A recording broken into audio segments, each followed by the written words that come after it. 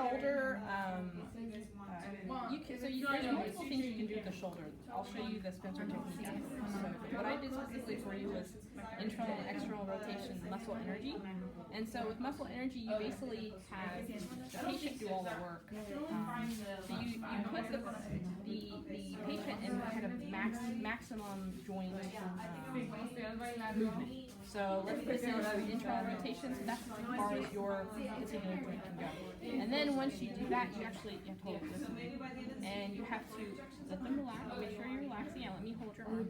And now you're going to push up again, so you're actually going to externally rotate that muscle. And now relax. And sometimes a respiratory movement helps with relaxation too, so breathe in for me. And so now look at that, the barrier is moved. That's what I'm talking about, the barrier becomes moved. So you're actually, you can go further into internal rotation. And so again, and relax. And again,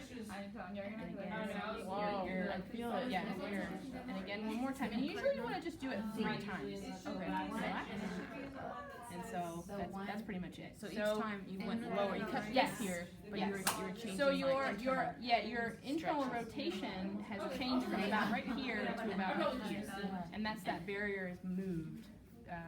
And so that kind of essentially stretches those muscles so that you can further have mobility of that joint. Okay. Yes. So mobility of that joint. So again, I'm gonna hold your arm. So now we're gonna so relax. Now this is external rotation, right? But now your muscle that you're gonna be actually doing is internal rotation, right? So I want you to, and you always want to have this elbow flexed and a little bit anterior. And so now I want you to push up against like you're throwing a ball and relax. See how much more you move. Again. And relax. Now what are you supposed to feel? And again. And relax. So again, you went from about here to further external rotation. So you don't want to ever move really here. No, you want to make sure. Well, the movement of internal and external rotation is at your shoulder, but you want to stabilize the shoulder joint and you want to stabilize the elbow. Okay. So, but the movement that I'm creating, it's from your shoulder, right? Right, and you're stretching those. Yes. Okay. And there's another technique if you lay down, which is lay that way. So this is called the Spencer technique, and everything. Tori can kind of fill you in on all the motions of the shoulder. So everything that your shoulder does, flexion, I'll do it for you. Extension, abduction, right? And we just did internal and external rotation. So you can actually do this on somebody and help them treat like a rotator cuff injury. And there's a few other things you want to push into that glenohumeral joint, and you want to distract into that glenohumeral joint. So first you want to kind of stretch all this stuff out, and then now we're going to do the actual motion. So flexion, and always give joint stability. So push up, push down. Feel it like down here, right? Okay. Yeah. Again. Yeah. Okay. That's all. Now we're gonna pull in and relax. Again and relax. Okay. Now we're gonna do this. Push down. Again.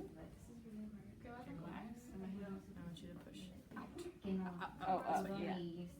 relax. Okay. And now I'm gonna distract by pushing into the glenohumeral joint. So what this does is actually gets adhesions out. Now I'm putting pressure into the glenohumeral joint while rotating. And you want to rotate counterclockwise and clockwise.